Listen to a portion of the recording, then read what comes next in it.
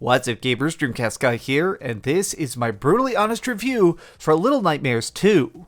I want to start this video off by saying that this is now my game of the year. This is the best thing I've played in all of 2021, and it is just so good because it sets out to do something and it absolutely accomplishes it. In gaming these days, I feel like we have a bit of a problem with giant budgets but no heart and soul. If you're playing a game that they spent $1 billion creating, it feels like it just has such a blandness to it. They're trying to appease everybody, whether it be Call of Duty or Avengers. These games just don't really stand out. And so where I've kind of drawn myself to is lately, I feel like horror games are doing the most to try and experiment and change the methods. Well, Little Nightmares 2, it goes above and beyond.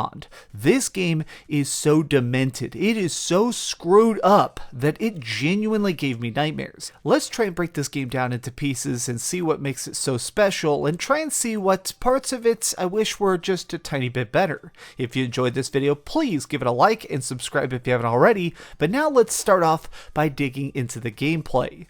Now, if you've never tried the first Little Nightmares, these are almost a digital version of hide and seek. You're trying to creep through these oversized environments with giant cannibals that want to grab you and eat your delicious flesh. And in order to avoid them, you need to really think outside the box. You need to try and sneak, you need to try and creep around, and sometimes do a lot of puzzle solving in a very panicked state. Now, the reason this works so well, and the biggest thing about it, is that this game gives you the perfect amount of control. There really isn't that many buttons. There's run, there's crouch, there's grab, and that's pretty much it. If you're able to grab a vent, you could rip it open, or sometimes grab a ledge to pull yourself up. But a lot of this is just kind of using whatever the situation provides. Sometimes it's just a matter of throwing yourself off a cliff and hoping your little partner here in the raincoat can save you, or times where you're just trying to climb up a bunch of beds that are floating in the middle of this abyss. Everything about this is so spooky, but it also keeps you centered. I feel like this does the perfect amount of,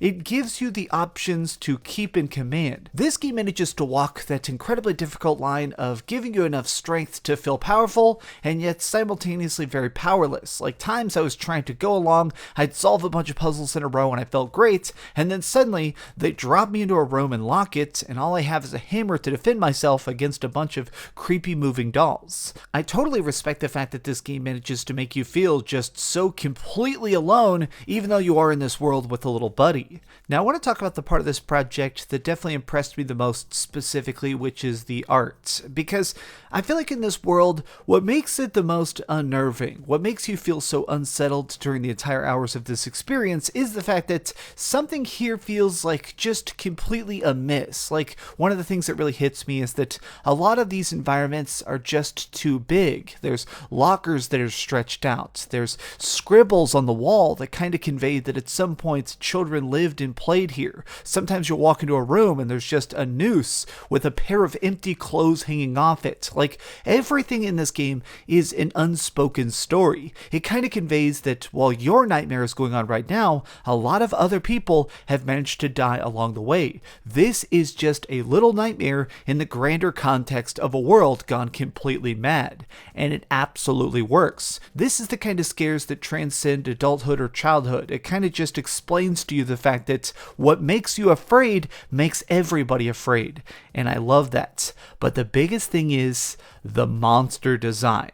Holy heck. So the major thing in this game is that everything is broken down into chapters, different environments from schools to forests to hospitals, and as you're going through these, not only are you trying to solve puzzles and continue to progress, but each of them has a major monster that's tracking you through it. These are messed up. Now, I don't want to show them to you all because it would be a spoiler, but let's just look at something like the huge lady with the stretchy neck. She will go anywhere. She will look in every vent. She will eventually find you. And if she even manages to catch the tiniest glimpse of your coat, she will instantly eat you like a freaking Slim Jim. These mega monsters have the ability to turn up the tension of the gameplay, to make it where it feels like if you make a mistake, you're definitely going to pay the price, and it is incredibly effective. But it does bring me to the one thing I do want to complain about. So the one part of this game that I feel like does kind of drag it down the tiniest of bits, which is the fact that this is an extremely trial and error experience at times. There is definitely a correct path. When you're trying to dodge enemies, when you're trying to get out of an area, there is a certain thing you're supposed to do, and if you try to experiment or go a different way, you're going to die. Now, the way they try and fix this is that there's pretty much a checkpoint every 60 seconds that you're moving forward. So as you find a new puzzle, as you get to a new room, it instantaneously saves it and lets you go back right there. But the problem with this is that a couple times I'd get stuck almost in a death loop where I'd fight an enemy, I'd mess up the one tiny strike, I'd die, and then I'm right back at the beginning of that room. While this checkpoint system is very good at making it where you're not repeating just big chunks of the level, my issue is that at times it makes the experience feel too locked in, too rigid. I felt like I was just part of an interactive play and I didn't really have a lot of choice in my actions. I had to try and just commit the one thing they wanted me to do in order to keep moving.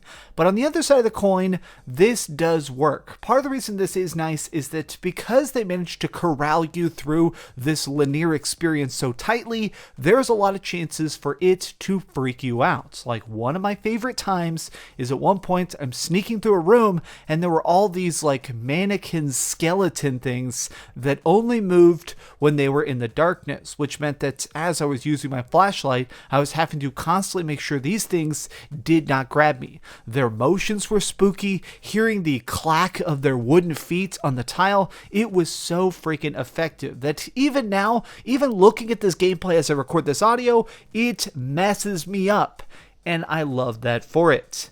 Despite the tiny issues I have with it, this is a game that is definitely worth the price. But now that we've heard some good and some bad, let's go over the ratings board and put a big number on it. I am giving Little Nightmares 2 a 9 out of 10. Thanks so much for watching, gamers. This video was genuinely so freaking fun to make. I really appreciate you guys watching it. This is just the kind of stuff that makes me so freaking happy to be a YouTuber.